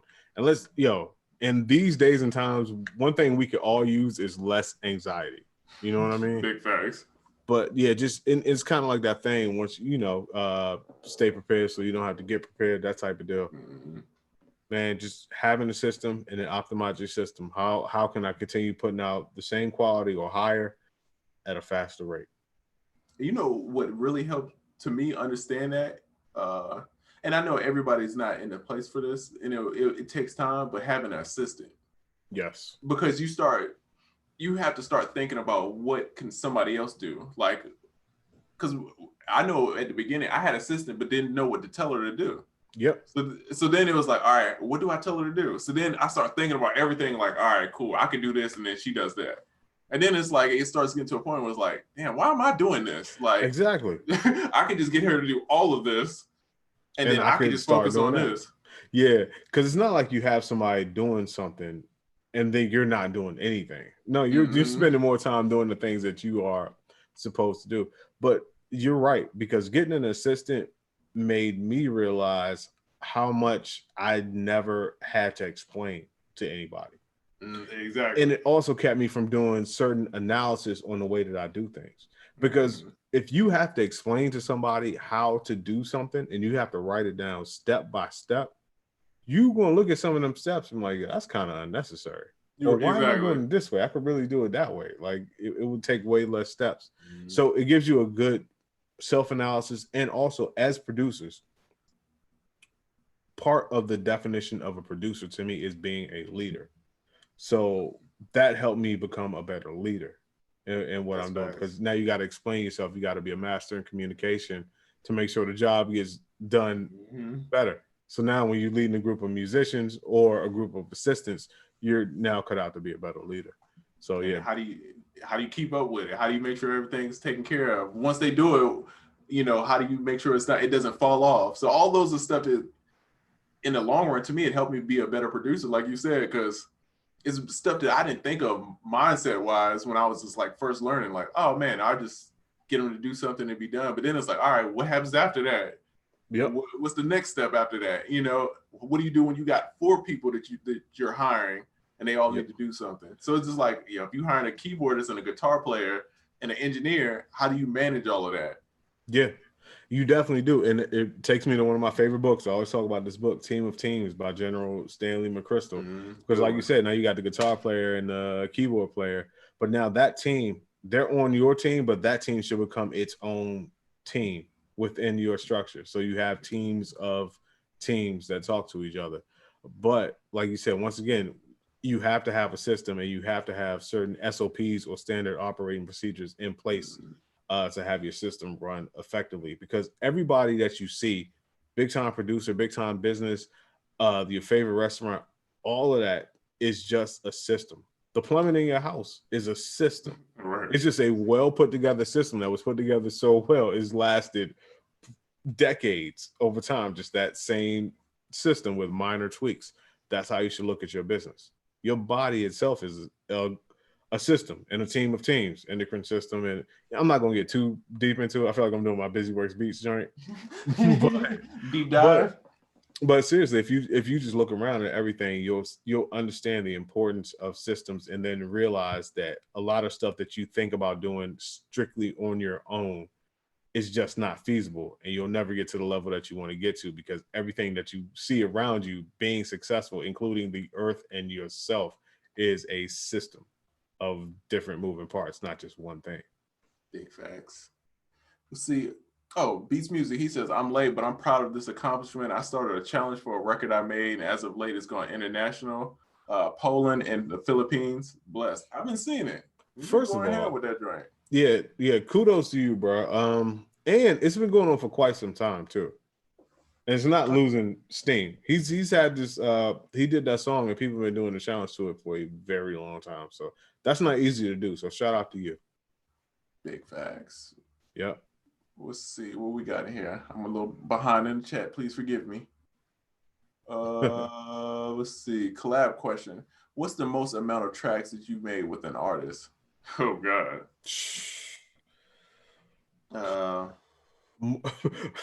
So many that I stopped counting.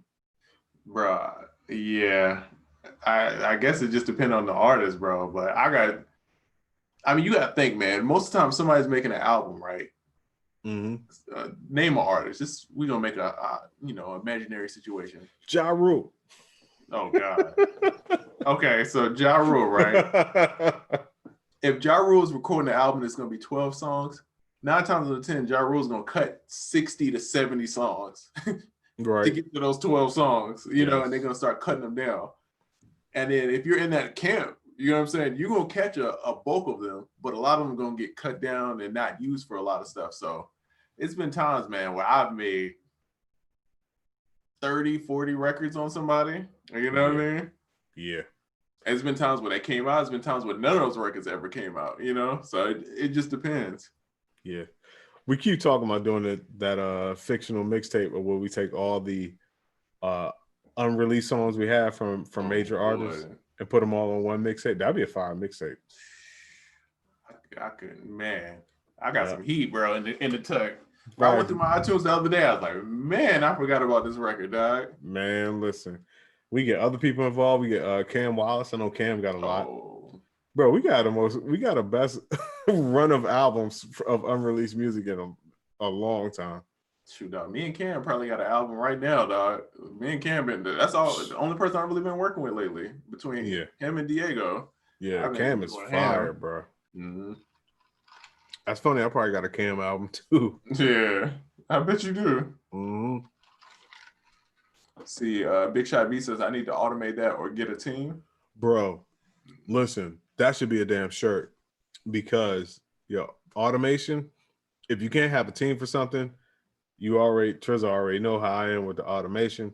If you can't get a team, the closest thing you can get is automation. That's bro, Young Zap. Listen, Roger Oracle. Listen, automation. If you don't get into automation for any other reason, it eliminates human error. Mm-hmm. If you do it right one time, it will be done right every time sequentially after that. Yeah, that's all you need. That's real to know. Time. Yeah. Automation is it. I did something with Gabe. Shout out to Gabe of Legion Beats. We did a little chat, little thing that we did. It's gonna come out soon, but we really went into the automation aspect too. Hold on, let me grab something. Why are you talking about Legion? Yep.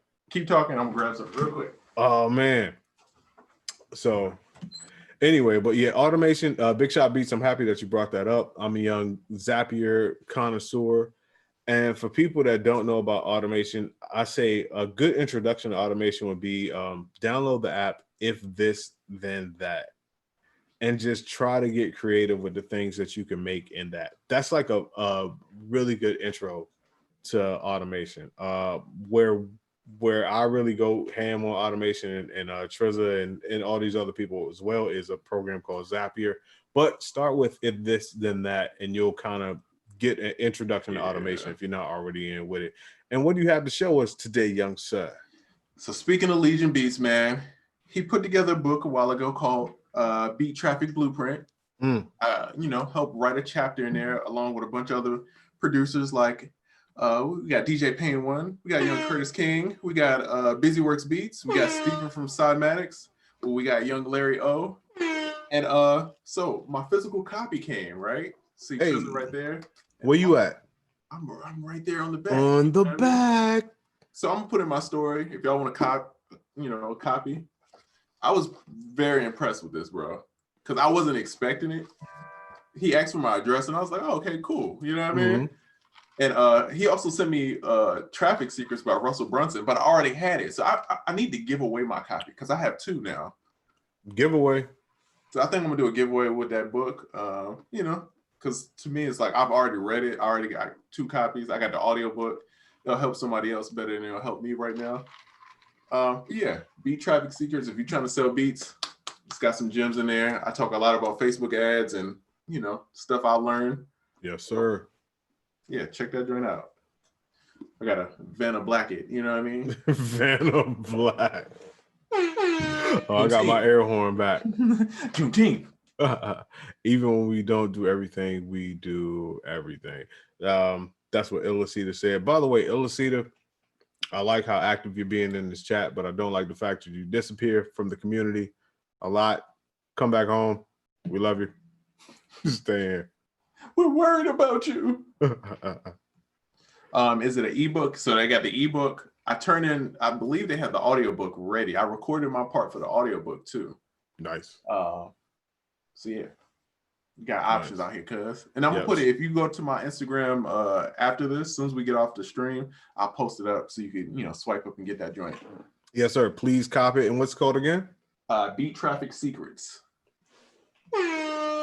Facts. And shout out to Gabe, man. I can't wait to release the stuff that we got going on. But Gabe, he came in and he really started doing this thing, man. Shout out to him for sure. Oh, Big Shot Beats, exactly. KJ5 method. That's exactly what it's called, about having the 5 topics and you pick certain stuff, based on like if it's family or whatever. That's exactly what it's called. Big Shot Beats. Why everybody want to call me on Friday? Everybody want to call, blow up the phone. I'm streaming. People always call during podcast time. Let's see. Collab question. As an artist, is it normal to make 30 plus tracks with a producer and it never gets old? The collab just feeds itself. Oh, man. Yeah. That's the beauty. That's part of the beauty of collaborating with people. Like, man, listen, you could do a million. I have people that I would collaborate with for years for fun. Just because you try to outdo yourself every time. It ain't nothing better than finding like a songwriter that you really like vibe with. Mm-hmm. And y'all can just make ideas, bro. Like, I got a homie named Rob, bro. Rob to me is one of my favorite songwriters that ever work with, because you could send him a percussion loop, dog. He's gonna make a whole song and then be excited about it. He'd be like, yo, post produce. You know what I mean? Like, it's a whole thing of like, all right, cool, we gonna figure this out. We try to do weird songs. Yeah. And it's just fun. It's more about like, we enjoy actually making a song than it is about this is a job thing, And I think when you do that, you make really good music. Yeah, you already know. For me, that's attitude. Oh yeah, mm-hmm. Yeah, that's attitude. Attitude, cold, bro. We got some cold songs, man. Ooh, he dropped a song today too. That's pretty dope. Oh, for real? He dropped the whole project today, I believe. That's pretty dope. Oracle, I got a question for you. How do I get better with mixing? Well, honestly, man, Realistic and I put out a course recently called The Art of Beat Mixing. And what it is, it's years of industry, like the beat mixing techniques and hacks and things that I've learned and that Realistic knows as being a master engineer. Years of that just packed into one course. We made it. It's over 5 hours long, but it's broken down in a real easy to understand chapters. And I had a consultation yesterday. I was talking to somebody about that, and he had actually purchased the course, and he was saying that he liked it.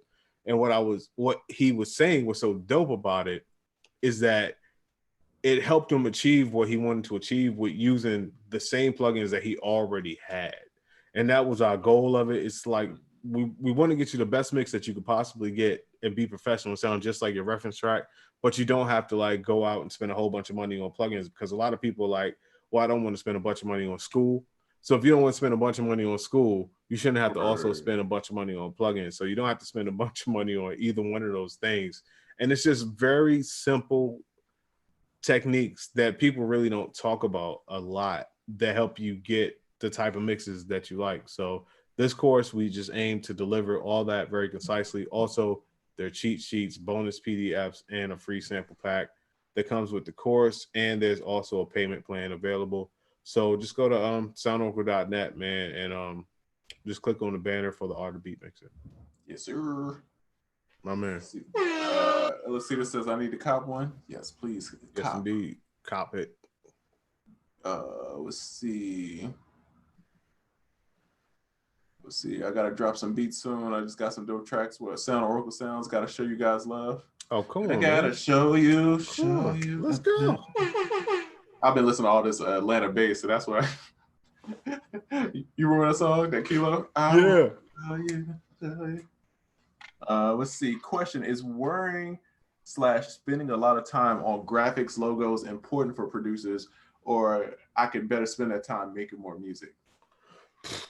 You could spend that time making more music but also, yes, it's very important. And this is where finding someone else to do it, or finding the fastest methods for you to do it if you can't find somebody else to do it, that's where this comes in handy.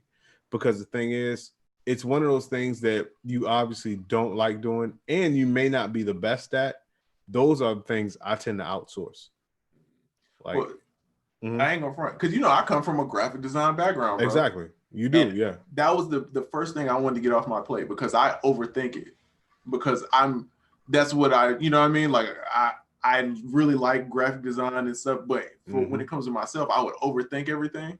So that was the first thing I started outsourcing. Is like, yo, somebody else do this, and then I could just tell you how to change it, rather than me trying to do everything and being stuck coming up with ideas. Facts, man. Facts. Oh, I would like to take this time to shout out to young Maya. Maya's been helping out a whole lot in the graphics department. I used to have to chase down people for covers and graphics and all that. Come on, man. Maya's been a beast. Thank you so much. Because graphics, one of them things I have no business doing. And bro, you've come a long way in the graphics game. I have to give you your flowers for that, bro. You've come a long way. Thank you, brother. Because I immediately you can see I had no business doing that. And that's the thing too. I'm not ashamed to say it. Not my strong point.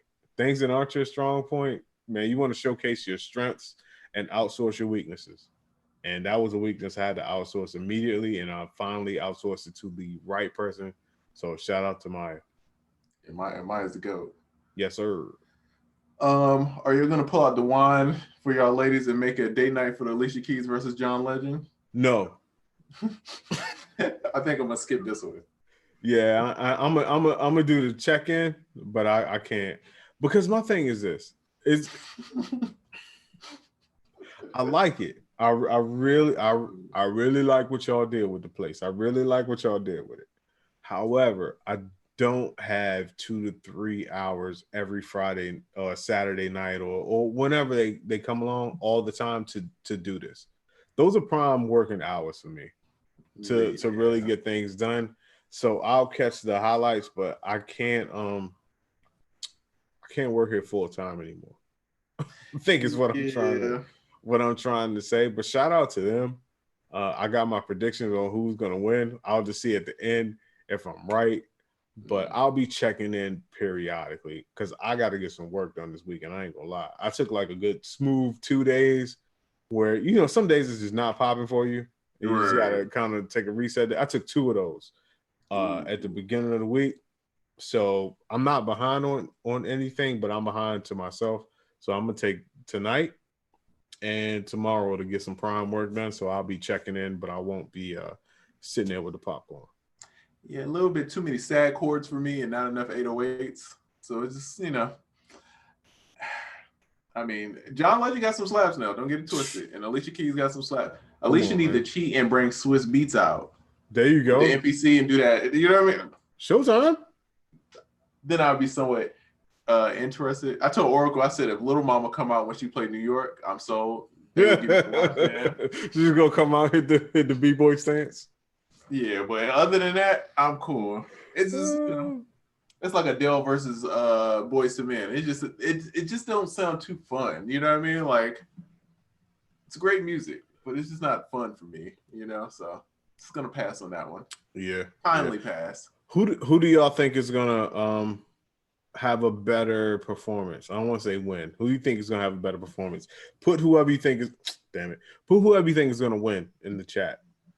Yeah, I'm interested. Paris Music says, did you know Alicia Keys does also program her own drums? Alicia Keys is nice with the beats. Oh, she's twisted. She's a beast. Also, I saw a house today.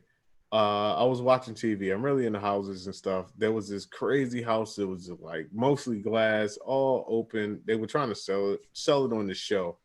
I think they wanted like 30 million or something for it. But they ended up being like, nah, it's like worth 25 million or whatever. So I looked up who bought the house, and it ended up saying it was sold to Alicia Keys. Oh my God. I'm just saying, it's just a fun fact I stumbled across today. You gotta send me that. That's like my pastime is watching super rich houses. Oh, bro, it's a show. This is not where I saw it on, but it's a show called Celebrity Listing. Oh yeah, Dog, that's my that's joint. my joint, The bruh. two of the best episodes, the Bret Michaels episode, because they showed him some crazy houses because he was looking in Phoenix, Arizona, and for a couple million in Phoenix, Arizona, you can pretty much get a castle. His episode was dope.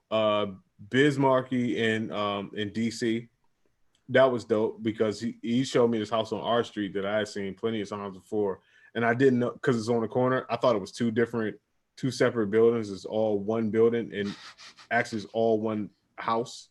I didn't know that. Yeah, and the first episode that I saw was Danny Bonaducci. His episode was pretty dope too. They showed him some dope stuff. So yeah, that's fine. Celebrity Listing, man. I'm super into the house. Oh yeah, that's what I think you put me onto that. I just started watching it. Yeah, that's the joint. But yeah, the Alicia Keys joint. I don't remember where I saw that today. Some other house stuff that I was on to. But yeah, they said that she ended up buying that house.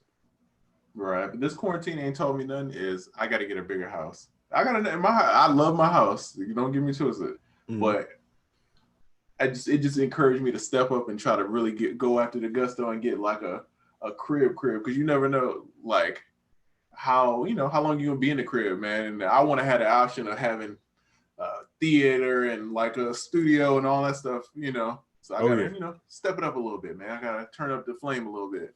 Hey man, ain't nothing wrong with that. You gotta stay inspired.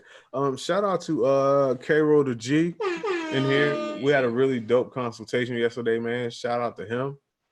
Young Illicita says, what were the two apps you mentioned when we were talking about automation? If This and Then That, and IFTT. Zapier. Yeah, IFTTT. Yeah. And Zapier. It's too much, man. Yeah. Too much. Oh yeah. Yeah, it's three T's, like Tony. Gotta remember that. Bro, that's a game changer, dog. Yes. Does the course cover mixing vocals too? No, this is a course for beat mixing, but we are working on a course right now for vocals. And lastly, K-Roll the G said that tutorial is clutch. Thank you, my brother. Hey. Yep. All right. Wait a minute. So verses tonight. You checking in, or you just gonna miss the whole thing? I might check in. You know what I mean? Okay. I saw they had the back-to-back pianos with the contrasting colors. That looked pretty cool. Yeah. It's not really my vibe, though. I ain't gonna fret. Okay. All right. I think I'm gonna check in. I think I'm gonna check in tonight. It starts at 8, so I got time to eat, check in a little bit, then get some work done. Sandman Griffin, what he said? It's a great course. I haven't finished it yet, but it's very helpful, and the lessons can be added. The lessons can be added to it at a later time. Yeah, we actually keep adding on chapters to the course as well. Hey. So even though we came out with it at the end of February or something like that, we've added on 2 or 3 chapters already, and we'll continue to add on more. So once you buy it, it's just something that keeps growing. So keep it fresh. Yeah. Fresh. Oh, by the way, real quick, I guess it's not for everybody else. I'm just talking to you in general. Somebody hit me up yesterday asking if I do beat tags, so I sent them your way, of course. Oh yeah, appreciate it. Yes, sir. Go get it. Bro, they've been going ham lately, dog. Bro, gotta get your tags, man. I need to hire more vocalists, bro. I'm at that point where I gotta hire another person for this because it's starting to get a lot. That's all I've been doing, bro, is like revising the system to get it a little bit quicker. Yeah. And I need to find somebody else, because it's been a little tricky, man. It's been a little tricky. I wish like automation and voice technology was on a level where that could be the people that work in your system, like an AI program. Oh yeah. But it's not there yet. It maybe in like 5 years it'll be there, but that will make that whole system for you like flawless. Yeah, I ain't gonna front. This past week, I don't know what got into me. I think it's because I had been lazy at some previous weeks, but I've been on the grind, dog. I'm like knocked out a bunch of projects that the secret thing that we've been working on. Yeah. I got about 20, 25 of them joints, you know what I mean? 25, 30. You know what I mean? Yes, sir. So it's been going good, man. Did you do the send out bundle? I did. I did too. I finally did it yesterday. I was like, oh, I meant to ask you if you did it. Yeah, I did that. Shawty. It's been working good. Fire. Yeah, fire. Nice. All right, what are we missing in these young comics? It's if this then that. So yeah, it's not if this not that. If this then that. It's kind of tricky. Yeah. If this then that. Which makes sense when you start understanding how it works, because then it's like if you post on Instagram, then that does blank, whatever. Exactly. I'm not gonna lie, it reminds me of philosophy class in college. That was the only class I went to every single class and never missed it and got an A. But it reminds me of some S is not P or all S is P. It's a philosophy thing. So if anybody took philosophy 101, you'll know about that quadrant. But if this then that, and automation just reminds me of that. Yeah, especially social media, bro. Everything, dog. Like, bro, if we ain't use that, bro, we would be super short, dog. Bruh, listen, I'm trying to tell you. Let's see. Well, look, I actually on here. So it's two things that I'm looking for. It's a vocalist and then a video editor, right? Mm-hmm.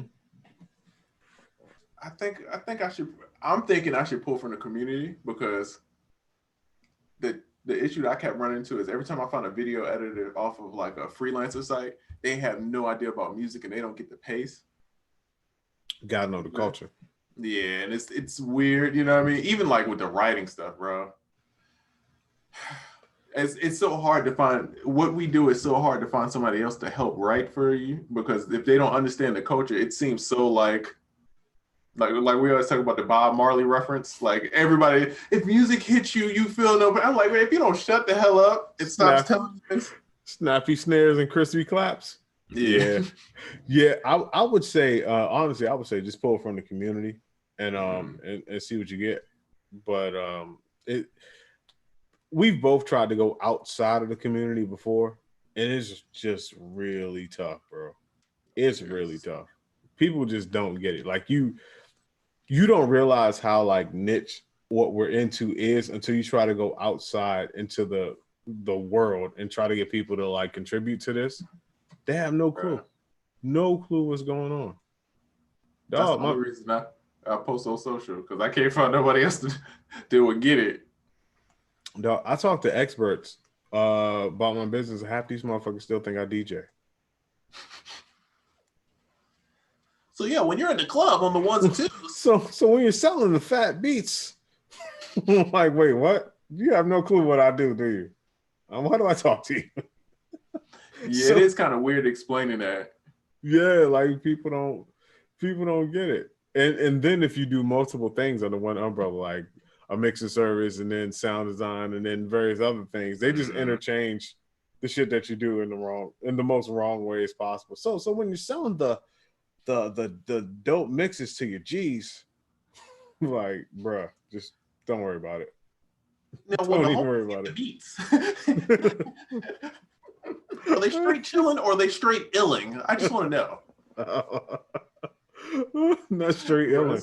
It's so trash, bro. So yeah, I'm gonna make some posts about it. I think what I'm gonna do is I'm gonna make a little form. I'm gonna be very professional, make a little form.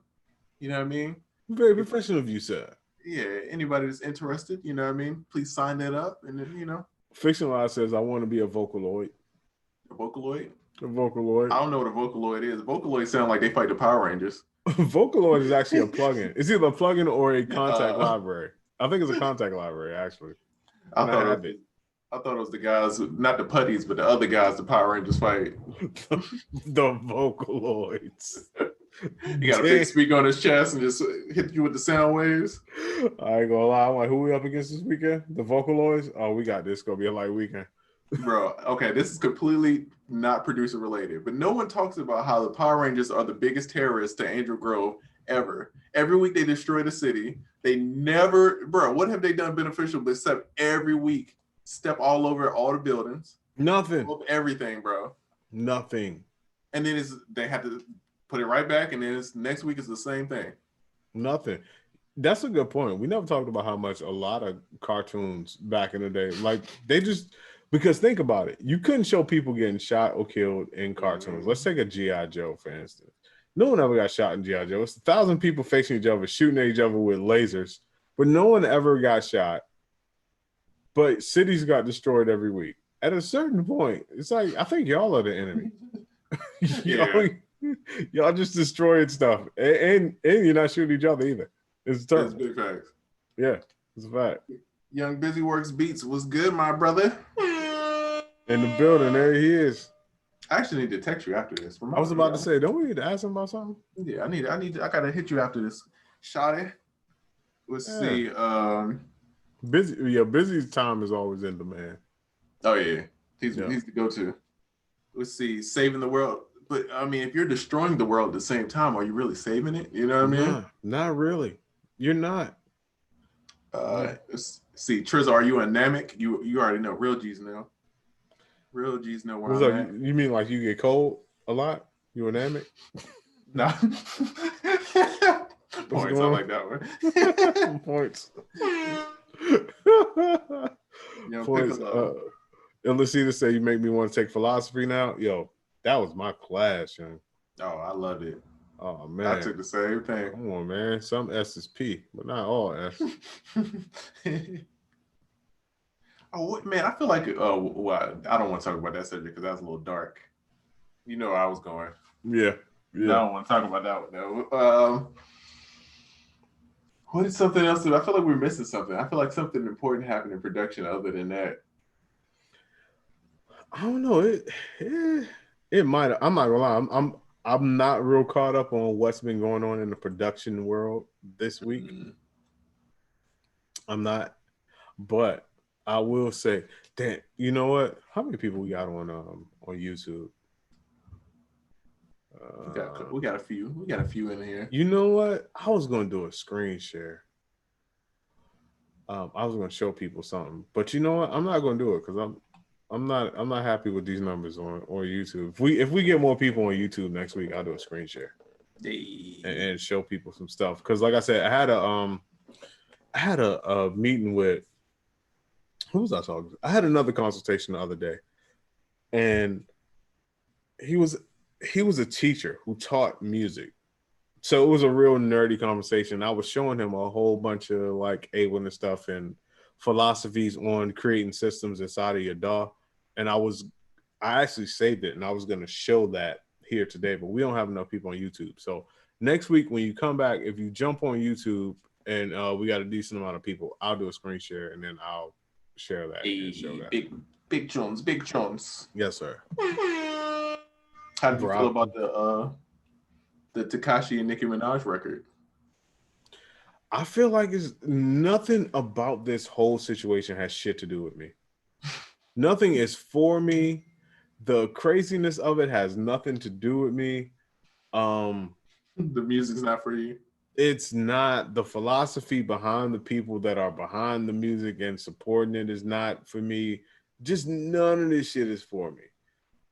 I realize I'm from a time where if you got out of jail for snitching and stuff like that, you just kind of laid low and you just kind of chilled out. You're not on the internet like calling people out their name and being real brazen, and like that type of confidence after going through what you went through just lets me know it's a total different day.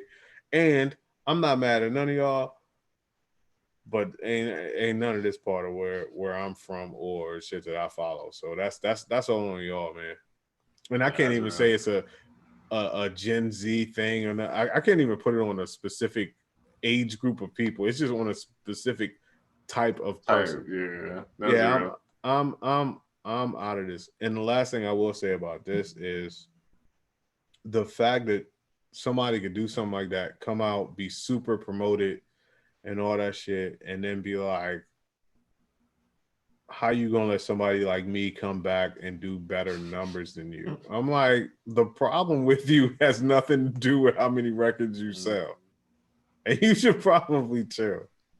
You should just chill out a little bit. Like, just I don't know. Just be easy. Just be easy. Yes, it's weird times, man. Yeah. I feel like a lot of music is coming out too, but it's nothing that's really like sticking out. I don't feel like it's nothing that I'm like I don't hear everybody talking about. Tory Lanez, but that's not that new. Honestly, the video is new, but the project itself is a few weeks old, I believe. But to me, that's been the only thing. I'm looking for something cool coming from Griselda. If you're into the Griselda type of sound, they don't never disappoint. I love the ad-libs, bro. I need like a Griselda like ad-lib soundboard where it's just like you can do all them joints. Honestly, it's more ad-libs than lyrics. That is facts. Depending on who's rapping. They sold me on the ad-libs. I heard the ad-libs. I'm like, okay. Yeah. You got something here. Yeah, exactly. So that's it. If it's anything out that's dope that I missed, DM me. Let me know. Let me know what dope albums are out, because I'd love to know. I've been kind of weird times too. Yeah, I've been hit or miss on social media. I got to check in on social media at certain times of the day, just so I'm not on that shit all day. It's kind of crazy right now. So I've been missing out on a few things. So if it's anything that I'm missing that I should be aware of, please DM me. Yeah. DM I've been me. out the loop. I feel like it's weird because all the stuff that's going on in the world, it's like people don't want to drop music. You know what I mean? Because it's just kind of like so many different conversations going on. It's like people kind of weary. Yeah. Oh, yeah. Tiana Taylor dropped. Yo, That's shout out to AO Keys. Got Paul a bunch Cabin. of shout out to Paul Cabin on there. Cardiac, I believe. Cardiac's on something. I just saw him post something up that he did. Pretty sure he's on there and August Alsina's new joint. Yes, definitely. I feel like somebody else I'm missing this on there, but shout out to the homies, man. Yeah, it was somebody else. I don't know. It's not Cannon. I talked to Cannon the other day. Shout out to Cannon. It wasn't Cannon. Cannon's on the new Tory Lanez though. Oh no. Shout out to Diego. He got one with Perp and Rick Ross. Yep. Facts. Got a #2 album in the UK with KSI joint. Come on, bro. What else? He got something else coming out. Yeah, Diego been killing it, bro. Come on, Diego. Ooh, the interns, they on the You already know. Shout out to the interns, man. They those been my homies. They gave me a lot of opportunities, and I always tell the story about them. They were the first people to ever see me in a session with Tim to be like, let me talk to you for a minute. Like, what do you do? I told the people, man, people thought I sold weed or something. I'm like, you don't even see nobody in here smoking. Why would you think I sold weed? No one's even smoking in here. What are you talking about? But yeah, man. So shout out to them, man. You ever be at the gas station, somebody just walk up like, yo, you got the tree? You be like, bro, what makes you think that that's me? Why would you think that? Yeah, exactly. I'm offended. Facts. You ain't see me do shit or say shit to make you think that that's what I was into. But yeah, man. So shout out to the interns, man. For sure. Letter L Beat says, is there a place y'all prefer us view the show? Honestly, it's looking like YouTube more so nowadays. Just because we can do more with YouTube. And every time we've had a problem, it's always been with Instagram. Never with the YouTube portion of it. It's always been with the Instagram portion. So if you want to move over to YouTube, I would encourage that. I'm sitting here looking at the screen. I got Instagram here, I got YouTube here, and I got Zoom over here. So I can see all of them. I say YouTube. Yeah. Yep. I agree. Instagram Live is they're gonna do something, man. Either they're gonna have to update or it's gonna be because you only can go so far. That's a ceiling on it. And then after that, it's all bad. Because like I feel like we could interview more people, but the issue is most of our audience is on Instagram. But then we have to transition to get everybody somewhere else so we could interview, Facts.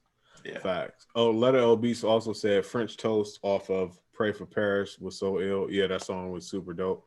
Shout out to Griselda again, for sure. Pray for Paris was a crazy project. I know that engineer is like, he's like, oh, they about to record ad-libs. Turn the mic down. Turn the mic down. Turn that shit way down. Take 2 steps back, please. That's a fact. That's how you know it's about to get shit. Everybody, take about 2-3 steps back. It's about to get real. Somebody said, gotta go listen to Zenith. Oh, shout out to you, man. That's a loop from Orchestra Pit. In case y'all don't know, Orchestra Pit is a project I put out with Young Realistic and a group of amazing musicians. Shout out to our composer Gemma and the amazing orchestra. It's just a new day and stepping up musicality, man. If you haven't had a chance, hit soundoracle.net, check out Orchestra Pit. I ain't gotta tell you about it. Watch the orchestra in action and check it out. Get better sync licensing opportunities. Don't say I ain't tell you so. Hans Zimmer. Hans Zimmer over here, bro. Bro, listen, you can get certain sync licensing opportunities with beats, and then when you illustrate or bring in orchestration and composition, that's a total different sync licensing and compensation. And that's what we wanted people to realize from this. And some people are starting to get it because some people are starting to get better sync licensing opportunities because they capitalized on it early. But hey man, you want to step up. You want to get the bag, but you want to make sure the bag keeps getting bigger. That's facts. You gotta branch out sometimes. Cause it's cool. I mean, those don't get me wrong. I've done a lot of those little MTV background joints, but them kind of score-ish that's a little bit different. You know what I mean? It's that is, and no diss to anybody, that is like VH1 versus Netflix. Yeah. Or VH1 versus Sony Pictures. It's that type of difference. That's big facts. This is a good question. When is it a good time to start offering merch and sound kits and basically everything else besides your beats on a website? Two schools of thought. I would say you could kind of see when you start having some traction and people start responding to you, when you start building a little bit of fanship.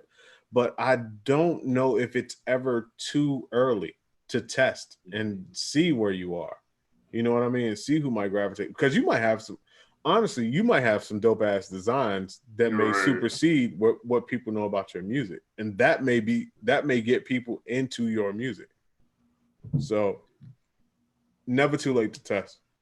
It's easier to me. It's easier. Merch is difficult in a way, but it's easier to sell a physical product than like music and sound kits in a way, because I mean, to be honest, sound kits and music, they're zeros and ones. You know what I'm saying? It's nothing tangible. Like if it's something where you could show people this is a real thing, it's much easier for people to be like, oh, I trust it. But when it comes to like sound packs, there's a lot of stuff you have to do to compensate for that not tangible thing. You know what I mean? You have to do videos, you got to get reviews. It's a lot of other stuff you have to overcompensate with to make it up for with a shirt where it's like, oh, okay, this is what it looks like. Here you go. Yeah, and it has a higher perceived value as well, because it's something physical that you had to wait for it. It came in the mail, and now you can physically hold it and show it. The perceived value is very high on a physical product. My advice to you is just don't go buy a whole stack of shirts. Test the design first, print on demand them joints, and then when you start getting sales, then buy them in bulk. But don't start off the rip, because I see so many people, dog. They be like, I got this shirt, and then they buy like 50 shirts, and then them shits just sitting in their closet because nobody buying them. That's a fact. That encouraged me to get back on my shirt game. Remember I used to have a crazy shirt game? Oh yeah. When we first started doing the show, but for some reason it was just like it was a one-sided show, and so I would always try to wear a dope shirt, and people would always compliment my shirt. I'm trying to get back on my shirt game now. I got some merch that's dropping. I'm pretty proud of this, right? I need one. I ain't no friend, dog. This I feel like this is gonna be one of my proudest ones. Hey, yeah, I'm excited. So I should have those coming up soon. I need one. Well, bro, you got anything that you want to plug? Because they're about to kick us off. Oh man, the producerkit.com, man. If you go there, the newest pack we got is the anti-beat block MIDI pack. It's over 2,000 MIDI files in there. We got the exciting hi-hat loops in there. Not loops, but it's MIDI files. You can just drag them on there for hi-hat patterns. We got hit song progressions. Progressions is common in a bunch of hit songs that I found. Put them together so you could just drag those in there and create dope melodies. So that's the newest pack I got on there. And then I'm gonna post this in my story. Beat Traffic Secrets, man. Go get that. It's got a lot of stuff, especially if you're selling beats online. A lot of gems about marketing, advertising, and I got to be a part of it. And it's got a lot of dope people in here. So, what about you, Oracle? Fire. Also, if you haven't already, check out the art of beat mixing. The biggest thing to keep you from getting higher beat sales or maybe more placement opportunities could be your mix. Don't spend 8 days or a week on making a dope beat only to have it stop short at your mix. Pick up the art of beat mixing. Super dope course, real easy to understand, teach you how to get a professional mix with using the plugins that you already have. And also hit soundoracle.net and check out Orchestra Pit. It is a totally different sound pack. It's a different take on sound packs. We got together with an amazing composer. Shout out to Gemma and some amazing musicians, and basically pieced together a small orchestra that can help you get better placements on things like Netflix and major motion films. So hit soundoracle.net. Also check out Orchestra Pit. Man. More fire. Yes, sir. And I would like to thank all of you for joining us on another Friday on UnQuantized Podcast. This is our first podcast in 3 weeks that we were able to successfully pull off until the end. If we didn't get to your question, feel free to come back. We encourage you to come back next week. Ask the same question Friday, 4 p.m. We will be here, and we will see y'all next time.